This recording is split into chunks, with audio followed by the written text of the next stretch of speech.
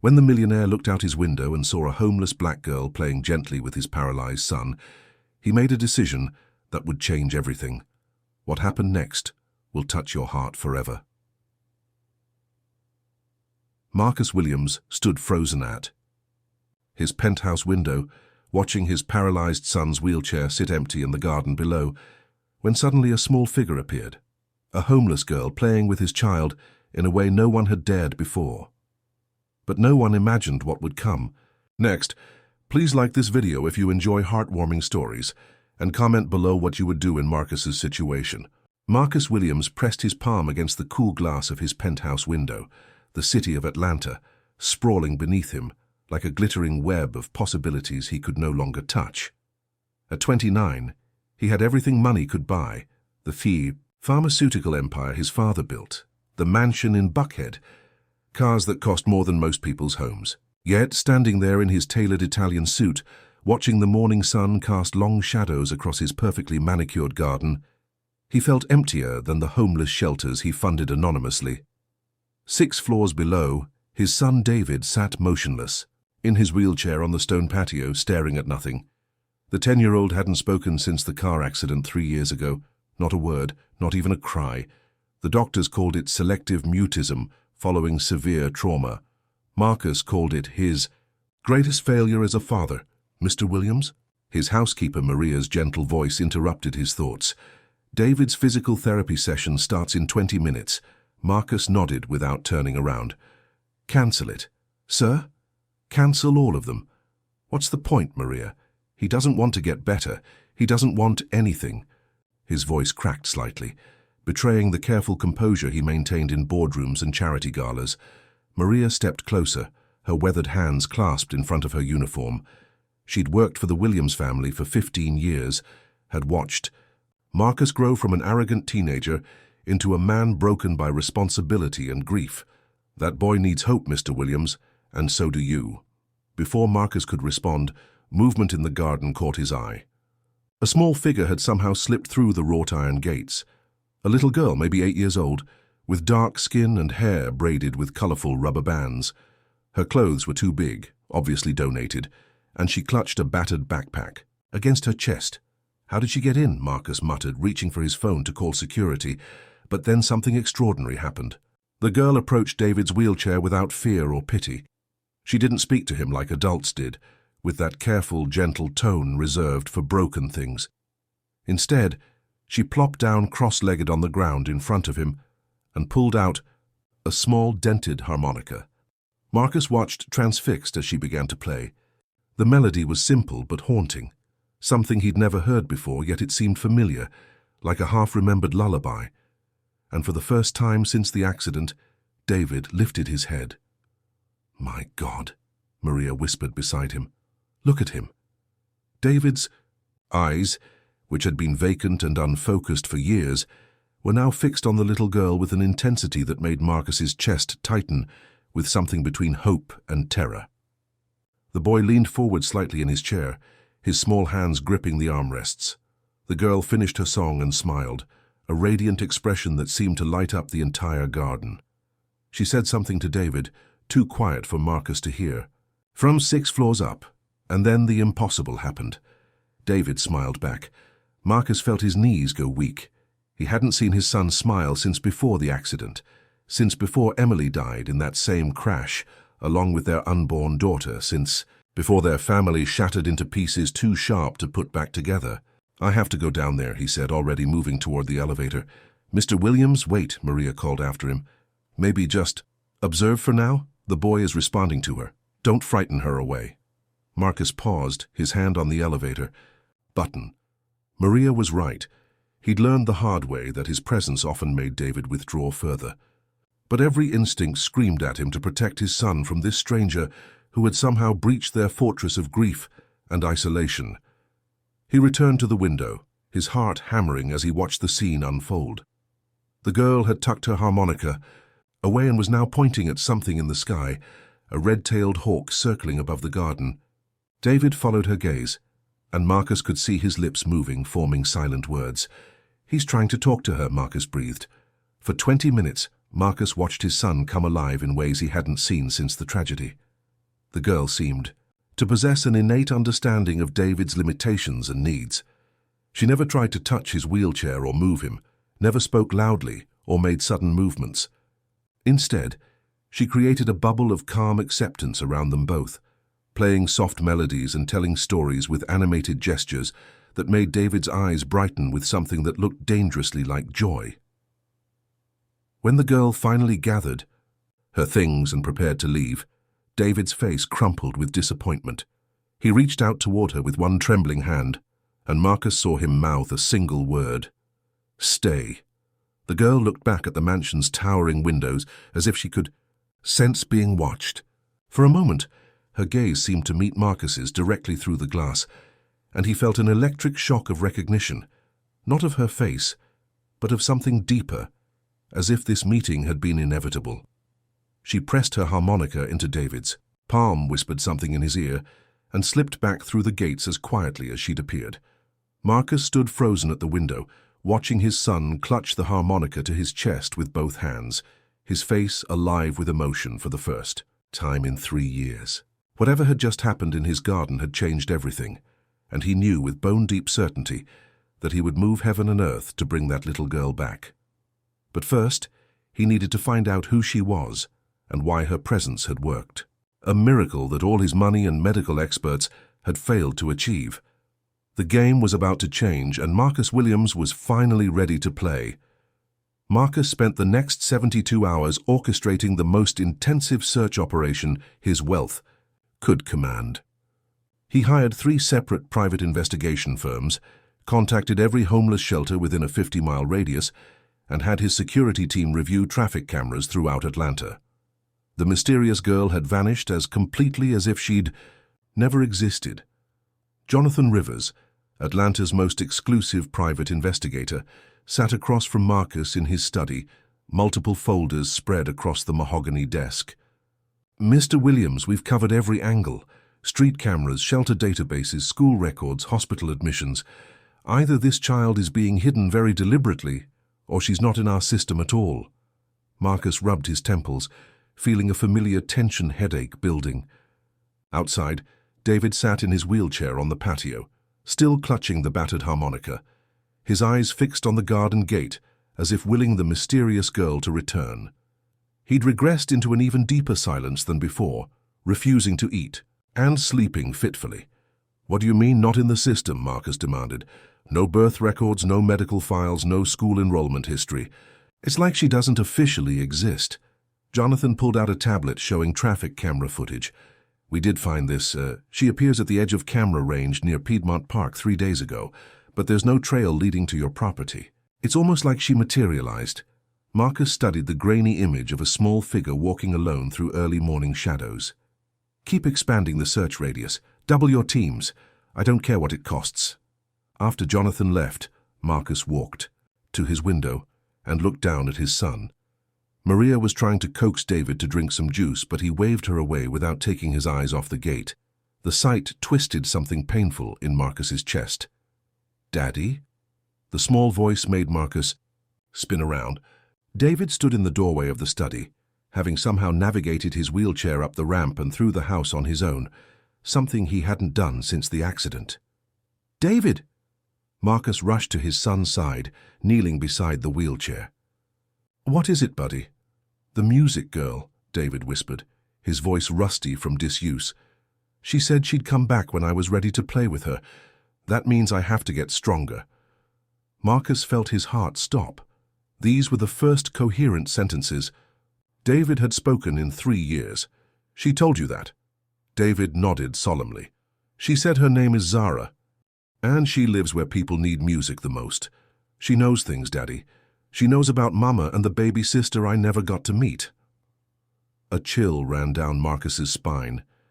He'd never told David about Emily's pregnancy, had never mentioned that they'd lost not just his mother, but his unborn sister in that crash. The doctors had advised waiting until David was older and more stable before adding that grief to his trauma. "David, how could she know about—" "She just knows things," David interrupted, his eyes wide with 10-year-old certainty. "Like how she knew I was sad about not being able to run anymore.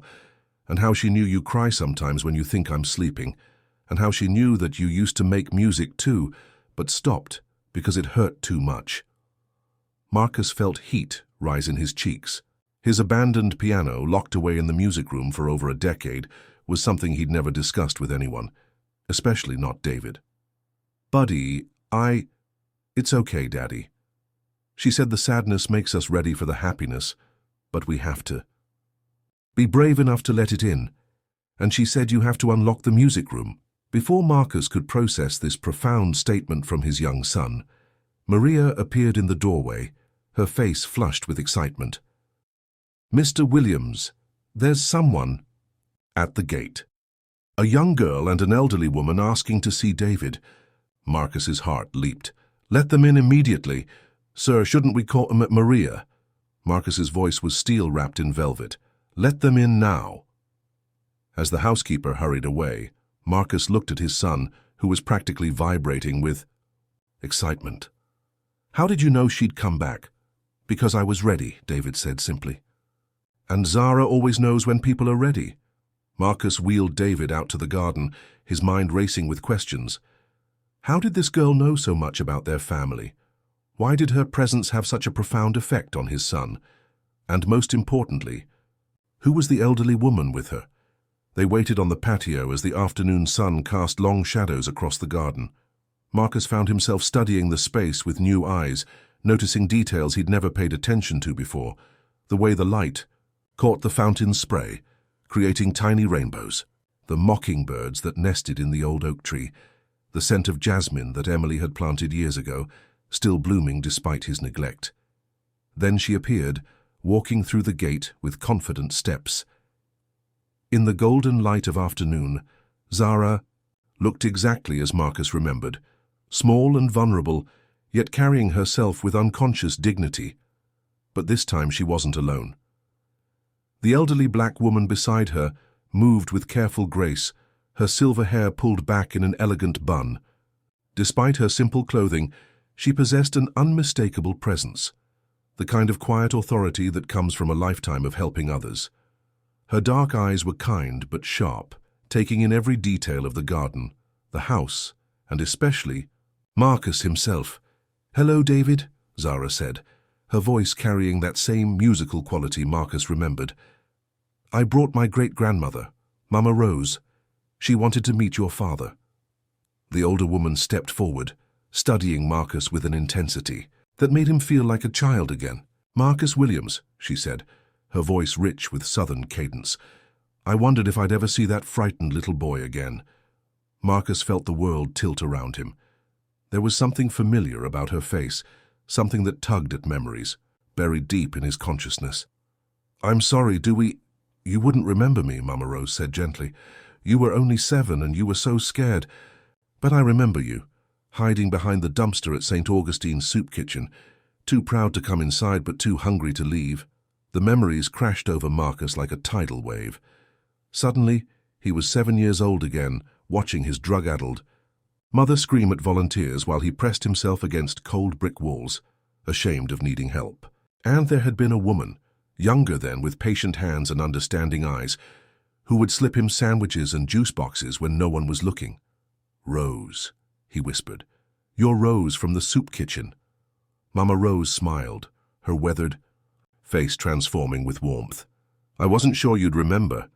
When the authorities finally stepped in, I made sure to tell them what I'd observed, that you were a good child who just needed a safe place to grow."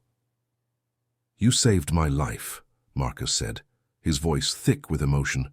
"If you hadn't spoken up for me, I might have ended up in the system indefinitely. And look what you became," Mama Rose said with obvious pride. "A good man, a loving father, someone who uses his blessings to help others."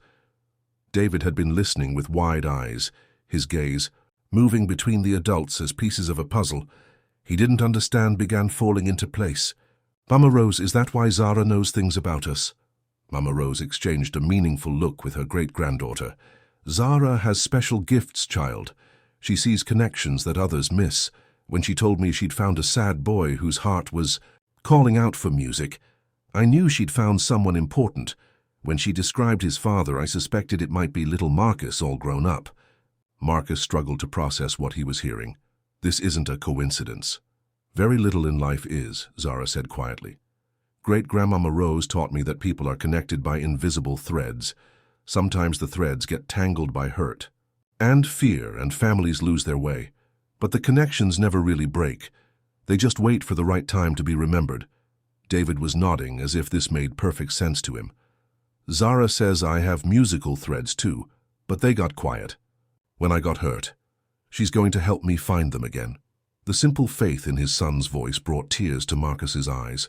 Here was his child, speaking more in 5 minutes than he had in 3 years, discussing complex emotional concepts with the clarity of someone much older.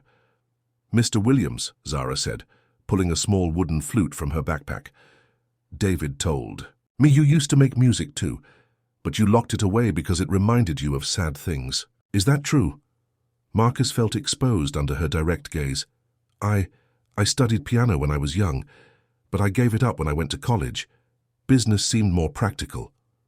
"But you didn't give it up because it was impractical," Zara said with that unsettling insight. "You gave it up because music makes people feel things, and feeling things seem too dangerous." The accuracy of her observation was like a physical blow. Marcus had convinced himself for years that abandoning music had been a logical career decision, but this 8-year-old had seen through decades of self-deception in minutes. "Maybe," he admitted quietly. Zara held out the wooden flute to David. "This belonged to my great-great-grandmother. She said music is how hearts talk to each other when words aren't enough. Want to try?" David reached for the flute with trembling hands. "I don't know how. Nobody does at first. But your fingers know more than you think they do." Zara settled cross-legged on the ground beside his wheelchair, pulling out her harmonica. "Your daddy's fingers know too. They're just scared." For the next hour, Marcus watched something he would have called impossible just days before. Zara guided David through simple exercises, teaching him to make sounds that gradually became music. And somehow, without conscious decision, Marcus found himself humming along, melodies he hadn't thought about in years flowing out of him like water from a broken dam. As the sun began to set, painting the garden in shades of gold and amber, the three of them created something beautiful together.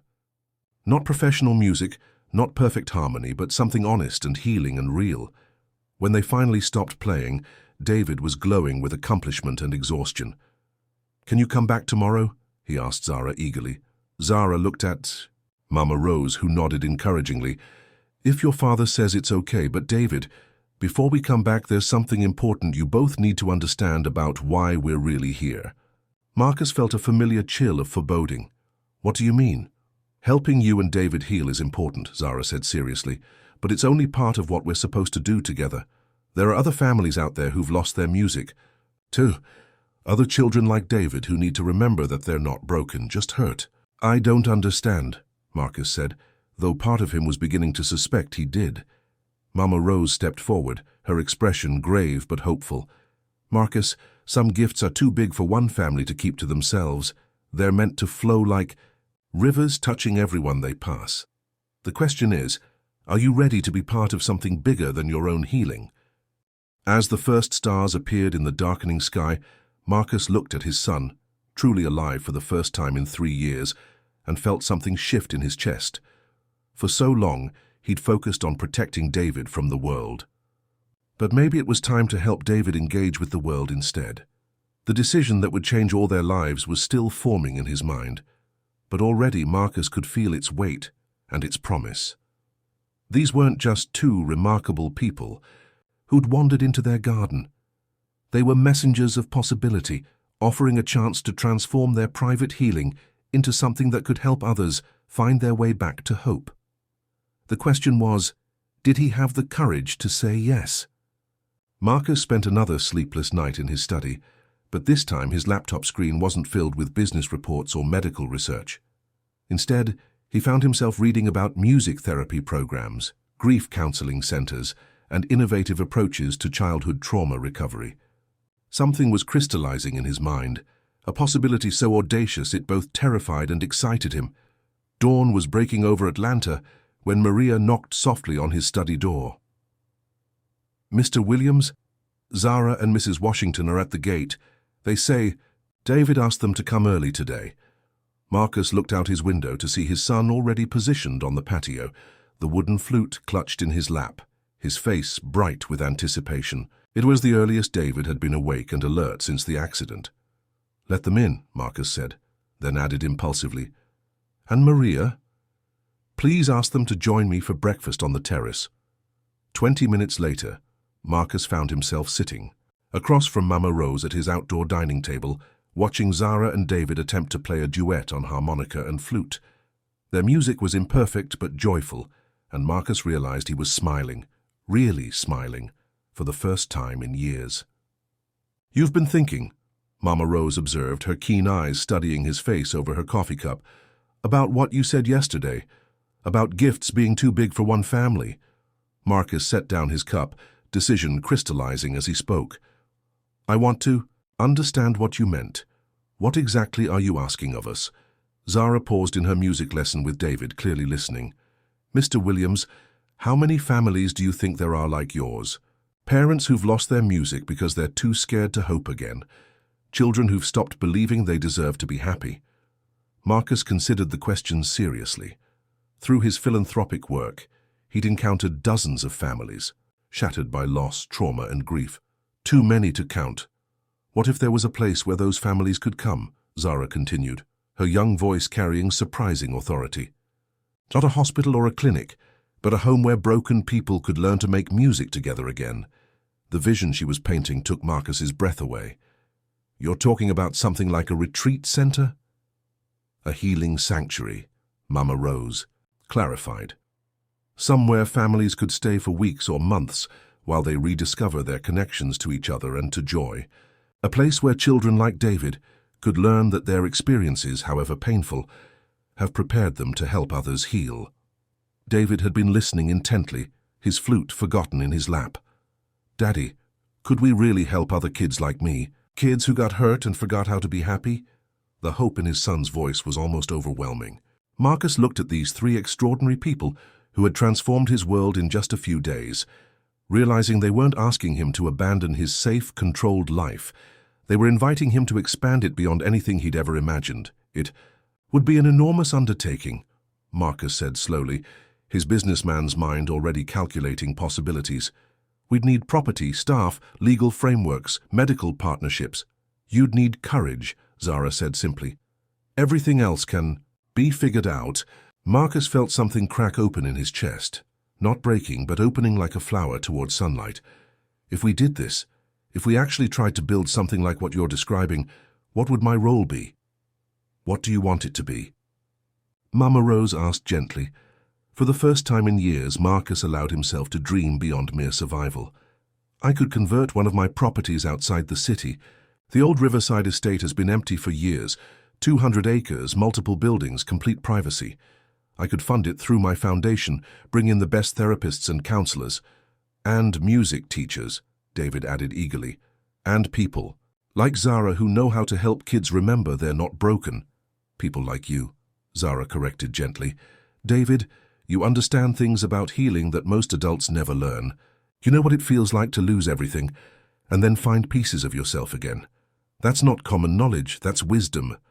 Marcus watched his son sit up straighter, seeing himself reflected in Zara's words as someone with gifts to offer, rather than just wounds to heal. It was a perspective shift that could change everything. There would be risks, Marcus said, though he was already mentally moving past obstacles toward solutions. Regulatory oversight, insurance liability, public scrutiny of our methods. "Every worthwhile thing has risks," Mama Rose said with a slight smile. "The question is whether the potential good outweighs the potential problems." Marcus looked around the table at these three people who had become his family in the space of days. David was more alive than he'd been in years, his eyes bright with purpose. Zara radiated quiet confidence, as if she'd always known this conversation would happen. Mama Rose watched him with patient understanding, recognizing a man on the verge of a life-changing decision. "I'll need time to arrange things properly," Marcus said, feeling the commitment settle into his bones even as he spoke.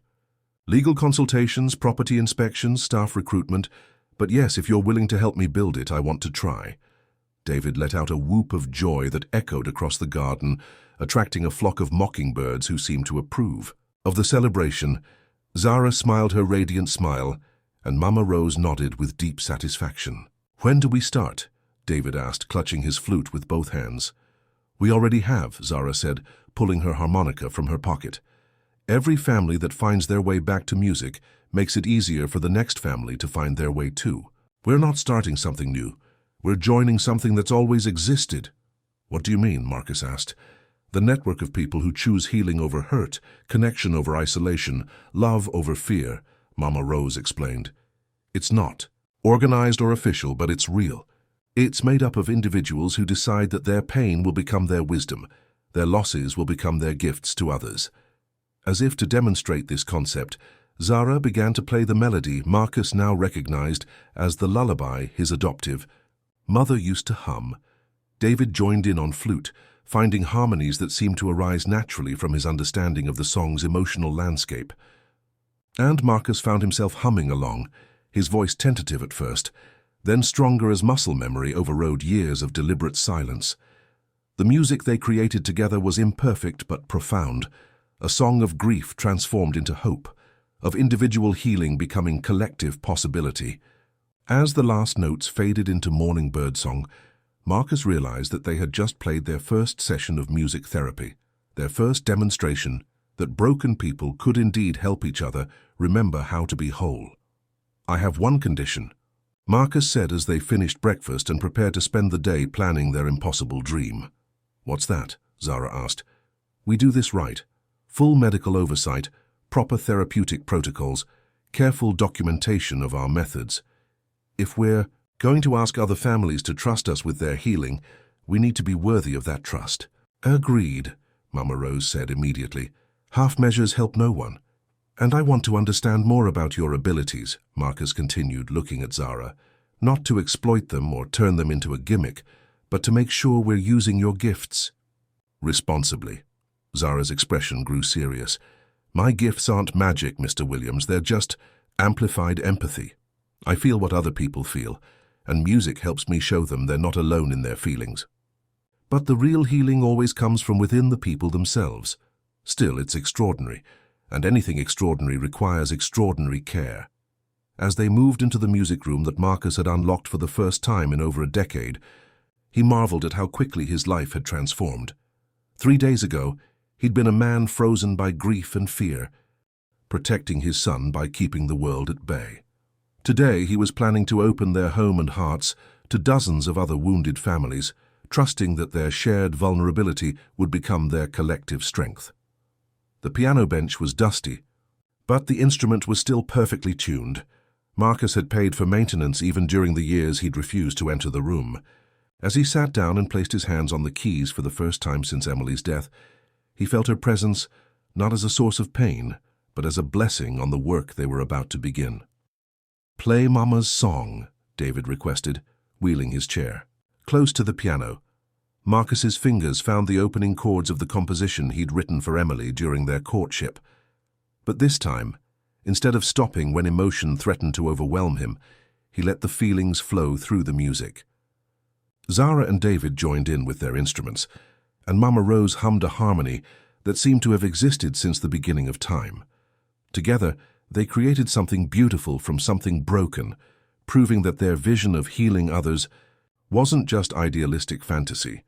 It was a practical possibility with the power to transform lives. The Riverside Healing Center was still just an idea, but in that moment, playing music together in a room that had been silent for too long, it felt as real and solid as the foundation they were building note by note, heart by heart, choice by choice. 6 months later, Marcus stood on the wraparound porch of Riverside Healing Center, watching a family van navigate the winding driveway through 200 acres of Georgia countryside. The estate he'd purchased and renovated bore little resemblance to the abandoned property it had been. The main house now contained family suites and therapy rooms, while converted outbuildings housed music studios, art therapy spaces, and quiet meditation areas. Through the van's windows, he could see their newest arrivals, James Peterson, a widowed firefighter, and his twin daughters Emma and Sophie, age 6, who hadn't spoken since witnessing their mother's death in a house fire 4 months ago. Their case had been referred by Children's Hospital, where David now volunteered twice a week as a peer counselor. They looked terrified, David observed, maneuvering his wheelchair onto the porch beside his father. At 10 years old, he'd grown into his role as junior music therapist with remarkable maturity, his own experience with trauma allowing him to connect with other children in ways that amazed the professional staff. "Remember how scared you were before Zara first appeared?" Marcus asked, adjusting the small recording device clipped to David's wheelchair. They'd learned to document their sessions for families who needed ongoing support after leaving Riverside. David smiled, his fingers unconsciously playing scales on the wooden flute that never left his side. "I wasn't scared of Zara. I was scared of hoping again." The wisdom in his son's words still amazed Marcus. Over the past months, as they'd welcomed 43 families to Riverside, he'd watched David develop into something extraordinary, not just a talented musician, but a healer whose own journey through darkness equipped him to guide others toward light. Zara emerged from the music pavilion, her legally completed adoption papers now filed, and her place in their family unshakable. She wore a simple blue dress that Mama Rose had sewn, and her harmonica case swung from her shoulder as she approached the van with the fearless grace that had first captured Marcus's attention. The legal adoption process had taken 4 months of intensive documentation, background checks, and home studies. Marcus had hired the best family law attorneys in Atlanta and worked closely with the Department of Family and Children's Services to ensure every requirement was met. The thorough investigation had actually strengthened their case. Multiple psychiatric evaluations confirmed David's remarkable progress, financial audits proved Marcus's stability, and character references from medical professionals endorsed their unconventional but effective approach to healing. "Mr. Peterson," Zara called to the driver, "I'm Zara Williams. Welcome to Riverside." The name still gave Marcus a thrill of pride and wonder. Zara Williams, his legally adopted daughter, his partner in an impossible mission that had somehow become their life's work. James Peterson emerged from the van, a man in his 40s whose grief sat on his shoulders like a physical weight. Behind him, 2 identical girls with haunted eyes peered out cautiously. Emma and Sophie, whose voices had been silenced by witnessing trauma no child should ever see. "Mr. Williams," James said, extending a hand that trembled slightly. "Thank you for accepting us into your program. When Dr. Martinez at Children's Hospital told me about what you do here, every family finds us when they're ready," Marcus replied, repeating the philosophy that had evolved from their experience with dozens of grieving families. The how doesn't matter as much as the why. Zara had already approached the twins, not with the careful adult concern they'd probably grown accustomed to, but with the direct curiosity of a child meeting potential friends. "I'm 8, she announced. "How old are you?" 6, Emma whispered, the first word she'd spoken since arriving. "Perfect," Zara said seriously. 6 is a great age for learning harmony. Want to see where you'll be staying?" As Zara led the twins toward the main house, chattering about the music rooms and the garden where mockingbirds sang every evening, Marcus walked with James toward the family wing. "I have to ask," James said quietly, "how do you do it?" "The reports. I've read the testimonials from other families. Some doctors call your success rates unprecedented." Marcus paused on the pathway, looking back at David, who was already engaging with the twins through simple musical games that looked like play, but were actually sophisticated therapy techniques developed through months of careful experimentation. 6 months ago, I would have asked the same question, Marcus admitted. "The answer is that we don't do anything miraculous. We just create space for families to remember what they already know, that love doesn't die with the people we lose. It just needs new ways to be expressed. Through music? Through connection. Music is just our language." Marcus gestured toward the pavilion, where Mama Rose was tuning a guitar, preparing for the informal welcome session they held for every new family. "We've learned that trauma doesn't destroy the capacity for joy. It just buries it under so much fear that people forget where to look." The past 6 months had been a whirlwind of careful growth and documented success. Marcus had assembled a team of licensed therapists, child psychologists, and music specialists who worked alongside Zara's natural gifts and David's peer counseling abilities. Every session was recorded, every family's progress carefully tracked, every method rigorously tested and refined. Dr. Elena Vasquez, their head of psychological services, had initially been skeptical of involving children so directly in therapeutic work. But after observing David's interactions with traumatized peers, she'd become one of their strongest advocates. He speaks their language, she'd told Marcus after watching David help a mute 7-year-old find his voice through drumming. Professional. Training can teach empathy, but lived experience creates understanding. James watched his daughters following Zara into the house, their rigid postures already beginning to soften. How long? How long before we might see results? That's not the right question, David called from his wheelchair, having overheard the conversation. The right question is, how long before you stop looking for results and start feeling the music again? Marcus felt the familiar surge of pride and amazement at his son's insight. In 6 months of working with traumatized families, David had never once focused on timelines or measurable outcomes. Instead, he approached each new child as if they were a song waiting to be discovered, each family as if they were an orchestra that had simply forgotten how to play together. "Your son is remarkable," James said softly. "All the children here are remarkable," Marcus replied. "That's what we've learned. Trauma doesn't diminish anyone's essential gifts. It just makes them afraid to use them." As they settled the Peterson family into their suite, one of 12 residential units designed for extended stays, Marcus reflected on the journey that had brought them to this moment. The legal challenges had been substantial, but manageable, with proper preparation. Zara's adoption had required extensive documentation of Mama Rose's guardianship rights, which had involved some creative interpretation of historical records and family documentation, but ultimately satisfied the court's requirements. The business transformation had been more dramatic, but thoroughly planned. Marcus had liquidated his pharmaceutical holdings and restructured his inheritance into the Riverside Foundation, creating a sustainable funding model that combined private philanthropy with selective insurance partnerships and research grants. They worked closely with hospitals, grief counseling centers, and family courts to identify families who might benefit from their unique approach. But the personal transformation had been the most profound. Marcus had learned to trust joy again, to believe that happiness wasn't a betrayal of Emily's memory, but a continuation of the love they'd shared.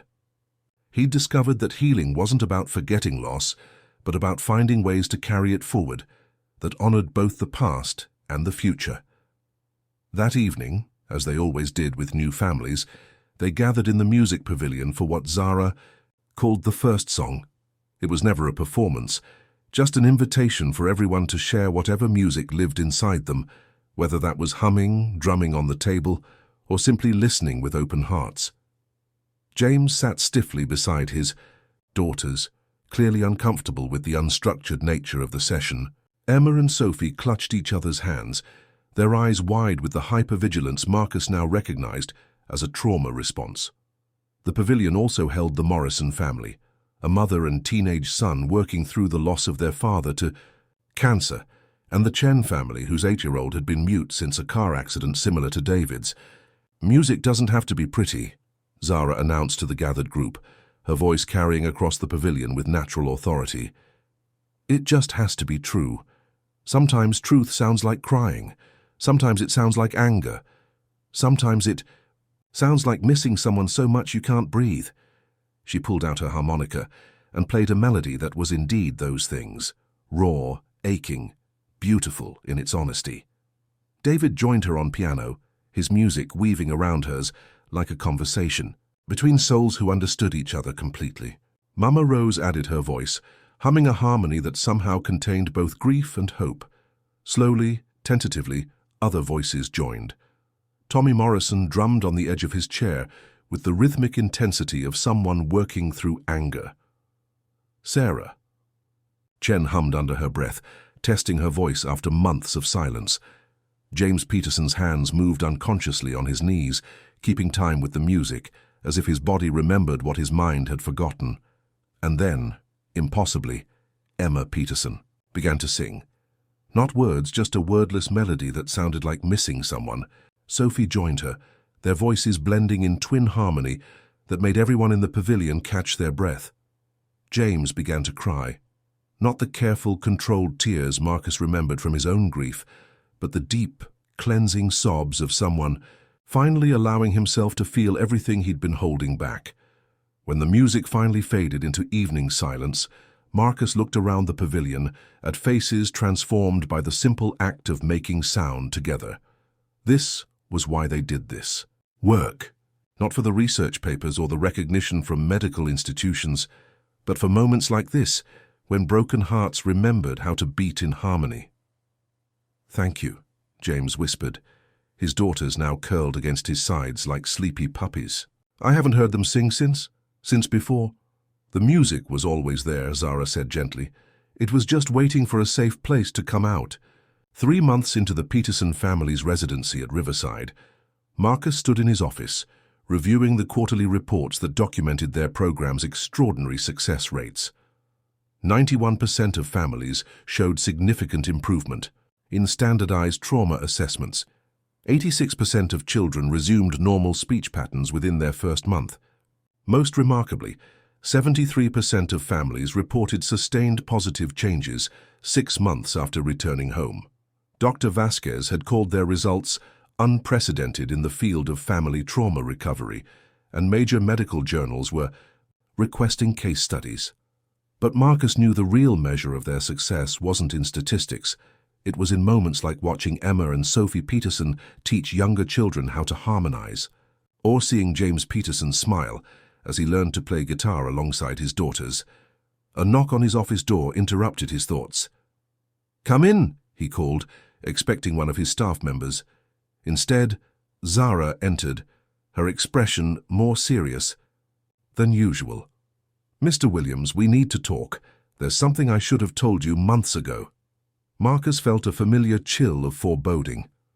Over the past year, he'd learned to pay attention when Zara wore that particular expression. "What is it, sweetheart?" "It's about why I really came to find you and David." Zara settled into the chair across from his desk, her harmonica case in her lap. "I told you about Songkeepers, about our mission to help families reconnect with their music. But I didn't tell you the whole truth about what that means." "I'm listening," Marcus said, though part of him dreaded what he might hear. "Songkeepers aren't meant to stay in one place forever," Zara said quietly.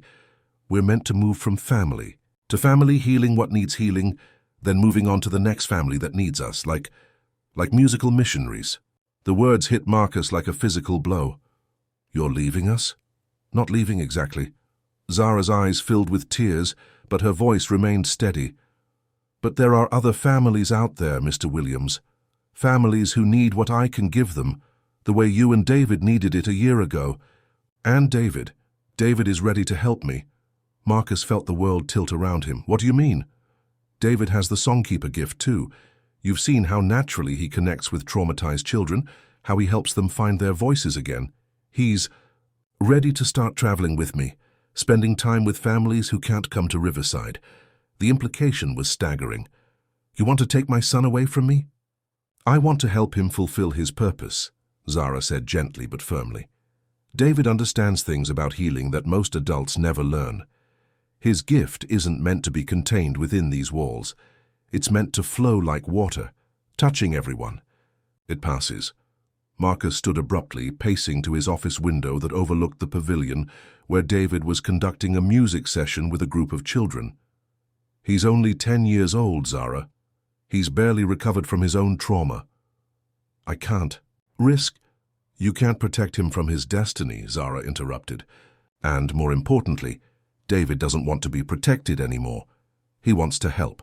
He wants to use his experience to make a difference in other children's lives." As if summoned by their conversation, David appeared in the office doorway, maneuvering his wheelchair with confident precision. "Daddy, can I talk to you about something important?" Marcus looked at his son's face and saw a determination that was both thrilling and terrifying. "Of course, buddy." I want to start traveling with Zara, David said without preamble. Not forever, just for a few weeks at a time, to help families who can't come here. Tommy Morrison's cousin lives in Alabama, and his family needs help, but can't afford to travel. Emma Peterson has a friend in Tennessee whose brother hasn't spoken since their house burned down. There are so many families, Daddy, and I can help them. Marcus felt his carefully constructed world threatening to crumble again. David, traveling is dangerous. You'd be away from your doctors, your support system. My support system is Zara and Mama Rose and you, David said with 10-year-old logic.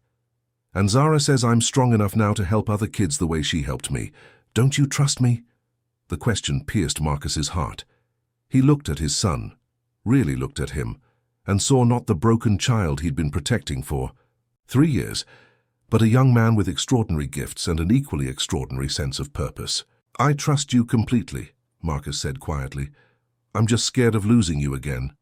You're not losing me, David said, wheeling closer to his father's chair.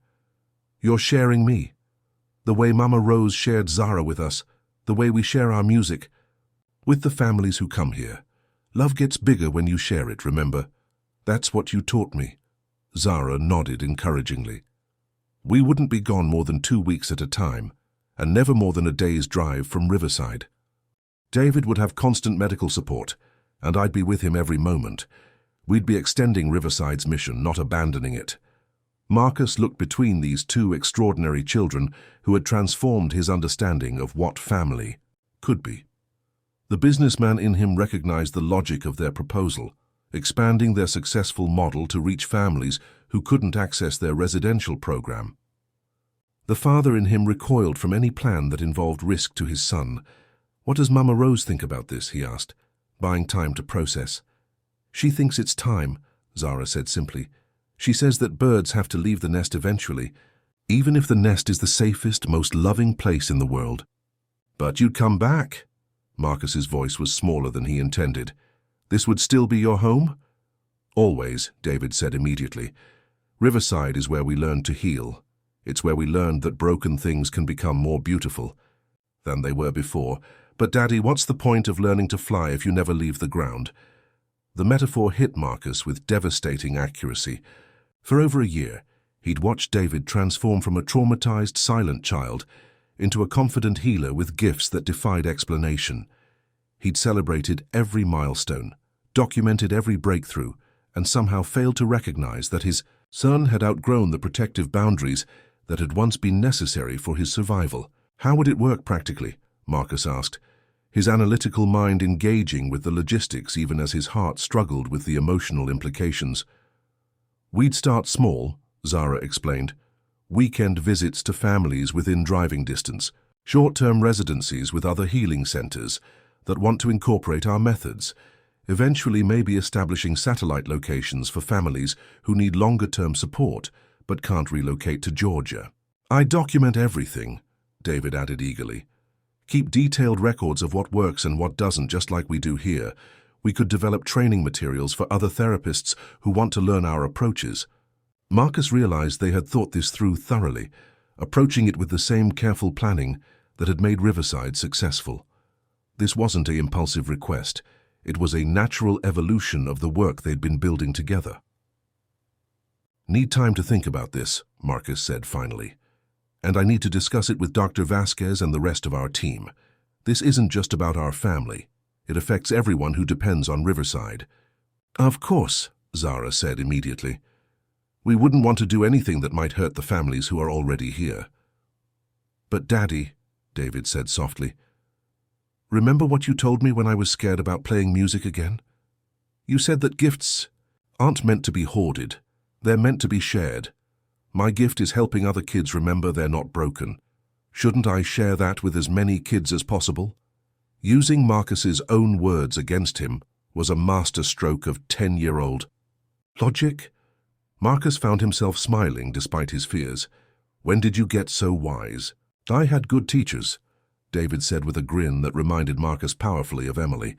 That evening, Marcus called an emergency meeting with his core team, Dr. Vasquez, Mama Rose, and the senior therapists who had helped build Riverside's program. As he explained Zara and David's proposal, He watched their faces carefully for reactions. From a therapeutic standpoint, David is absolutely ready for increased responsibility, Dr. Vasquez said after Marcus finished. His emotional resilience is remarkable, and his intuitive understanding of childhood trauma surpasses many licensed professionals. If we can ensure proper medical support and communication protocols, I think this could be beneficial for his continued development. And from a practical standpoint, added Sarah Chen, their music therapy coordinator, we've had dozens of inquiries from families who can't commit to residential treatment but desperately need intervention. A mobile outreach program could serve a population we're currently unable to reach. Mama Rose had been unusually quiet during the discussion. When Marcus asked for her opinion, she smiled with deep satisfaction. "I've been waiting for this conversation for months," she said. "Zara and David have learned everything they can from staying in one place. It's time for them to discover what they can teach others." "But the risks," Marcus began, "are manageable with proper planning," Dr. Vasquez interrupted gently. "Marcus, you've spent 3 years learning to trust David's strength. Don't let fear undo that progress now." As the meeting concluded, Marcus realized that everyone except him was enthusiastic about the proposal. His team saw it as a natural expansion of their mission. Mama Rose saw it as inevitable growth. Even his own heart, when he listened past the protective fear, recognized the rightness of letting David use his gifts more fully. The question wasn't whether he should allow it. The question was whether he had the courage to support it wholeheartedly. Year later, Marcus stood in the main terminal of Atlanta's airport, watching David navigate his wheelchair through the crowds with the confidence of an experienced traveler. At 11 years old, his son had become something unprecedented, a peer counselor whose work with traumatized children was being documented by universities and replicated by treatment centers across the country. Flight 447 to Nashville now. Boarding? The announcement echoed through the terminal. This would be David and Zara's 14th outreach mission, a 2-week residency with the Vanderbilt Children's Hospital Trauma Unit. They'd spent the past year developing a mobile intervention program that had proven even more successful than anyone had dared hope. The waiting list of families requesting their services now stretched 6 months out. "You have everything?" Marcus asked, checking David's travel bag one more time. "Medications, communication devices, emergency contacts?" "Dad, we've done this 13 times before," David said with patient humor. "I promise I know how to pack."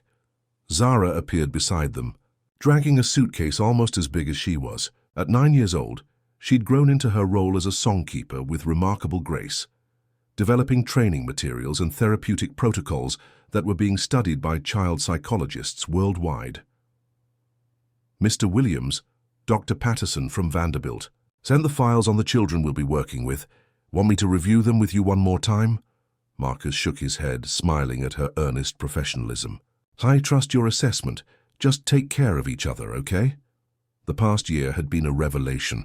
Far from undermining Riverside's residential program, David and Zara's outreach work had strengthened it immeasurably. Families they worked with, during short-term interventions, often chose to continue their healing at Riverside.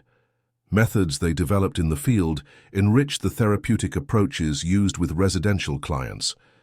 Most importantly, the children they helped became part of an extended network of healing that stretched across the country. "Dr. Chen's research paper comes out next month," David said, referring to the groundbreaking study that documented their approach to childhood trauma recovery. "She says our peer counseling model is going to change how hospitals think about treating traumatized kids." Marcus felt a familiar surge of pride. The shy, broken child who had sat in silent despair just 2 years ago was now collaborating with leading researchers and training graduate students in therapeutic techniques. The transformation was so profound, it sometimes took his breath away. Final boarding call for Flight 447 to Nashville. "That's us," Zara said, shouldering her harmonica case with practiced efficiency. "See you in 2 weeks, Dad." The casual use of Dad still made Marcus's heart skip. Zara's legal adoption had been finalized 8 months ago, making their unconventional family officially complete. But more than paperwork, it was moments like this, her natural inclusion of him in casual conversation, that confirmed how thoroughly she'd become his daughter. Call me tonight when you get settled, Marcus said, hugging them both carefully. And remember, if anything feels wrong or unsafe, we call immediately and come home, David and Zara recited in unison, grinning at their father's predictable worry. And we document everything, maintain professional boundaries, and never work with families without proper medical oversight, they continued. And we remember that our first responsibility is to each other and to our own continued healing, they finished. Marcus watched them walk toward the boarding gate, David's wheelchair moving smoothly beside Zara's confident stride. Other travelers stepped aside to let them pass, and Marcus noticed several people smile at the sight of the two children, traveling together with such obvious competence and purpose. As their plane taxied down the runway, Marcus reflected on the extraordinary journey that had brought them to this moment. 2 years ago, he'd been a broken man raising a traumatized child in a fortress of grief and isolation. Today, he was the father of 2 remarkable children who were transforming the field of trauma recovery while building their own extraordinary lives. Riverside had evolved too. What had begun as a desperate attempt to heal one family had become an internationally recognized center for innovative therapeutic approaches.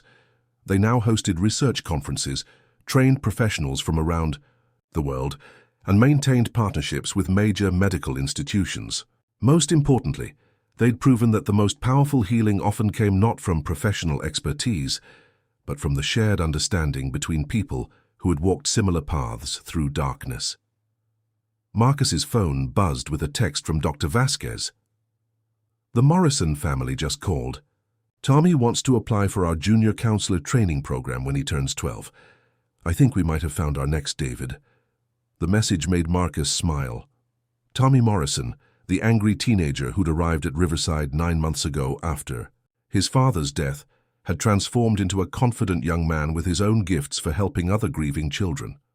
The cycle of healing was expanding, creating new healers who would go on to help other families find their way back to hope. As Marcus drove back to Riverside, he thought about Emily and how proud she would be of the man David was becoming. The accident that had taken her life and shattered their family had also, in the most painful way possible, prepared David to help other children navigate their own tragedies. Their private loss had become the foundation for extraordinary service to others. The irony wasn't lost on him. In trying to protect David from more pain, he'd nearly prevented his son from discovering his greatest gift. It was Zara who had shown them both that healing wasn't about avoiding further hurt, but about transforming hurt into wisdom that could serve others. That evening, Marcus sat in the music pavilion with Mama Rose and the current resident families, sharing the daily ritual that had become the heartbeat of Riverside. Tonight's group included the Chen family celebrating their 8-year-old's return to speaking, the Rodriguez family working through the mother's depression following miscarriage, and the newly arrived Taylor family whose teenage daughter had been mute since surviving a school shooting. David and Zara send their love, Marcus announced, as they gathered in the familiar circle. They're starting work tomorrow with 12 children at Vanderbilt, and they wanted everyone here to know that you're in their thoughts. When do they come back? Asked Maria Rodriguez, whose own healing had been accelerated by watching David's journey from trauma to purpose. 2 weeks, Marcus replied, but they'll video call Wednesday night to share music with everyone here. They never miss our weekly family sessions, no matter where they are. As the evening's music session began, tentative, voices joining confident ones, creating harmony from individual pain, Marcus marveled at the completeness of his life. The fear and isolation that had defined his existence after Emily's death seemed like memories from another lifetime. His phone vibrated with a text from David. Landed safely. Nashville Children's Hospital is amazing. The kids here are so brave. Dad, tomorrow we start helping them remember they're not broken, just hurt. Love you. Another text followed immediately from Zara. The therapists here are excited to learn our methods. I think we're going to help a lot of families find their music again. Thank you for believing in us enough to let us fly. Marcus typed back. Thank you for teaching me that love grows stronger when we share it with others. Fly high, my extraordinary children. We'll be here when you're ready to come home. As the last notes of the evening session faded into the sound of crickets and nightbirds, Marcus looked around the pavilion at faces illuminated by hope rather than despair. This was what healing looked like, not the absence of pain, but the presence of purpose, not the silence of forgotten sorrow, but the harmony of love that had learned to sing through loss. The mockingbirds in the oak trees began their complex evening songs, weaving melodies that seemed to carry across the night air like blessings. Somewhere in Nashville, David and Zara were probably settling into their temporary home, preparing to work more miracles with broken children who would discover that their wounds could become their wisdom. The music never stopped playing. It just grew richer and more complex as new voices joined the symphony, as healed hearts learned to help other hearts remember how to beat with hope instead of fear. Marcus closed his eyes and listened to the night chorus, human voices blending with bird songs, individual stories weaving together into a larger narrative of transformation and grace. This was his legacy, theirs together. Not the pharmaceutical fortune he'd inherited, but the healing they'd learned to create and share. Tomorrow would bring new challenges, new families, new opportunities to prove that broken things could not only be repaired, but transformed into something more beautiful than they'd been before. The children would return from Nashville with stories of lives changed and voices found. Riverside would continue growing, evolving, adapting to serve whoever needed healing most. But tonight, in this moment of perfect peace, Marcus simply sat, in grateful amazement at the life they'd built together, a family forged not by blood or adoption papers, but by the choice to transform their pain into other people's hope, their healing into other families' new beginning. The music played on, and would always play on, carried forward by every heart brave enough to join the song. The end.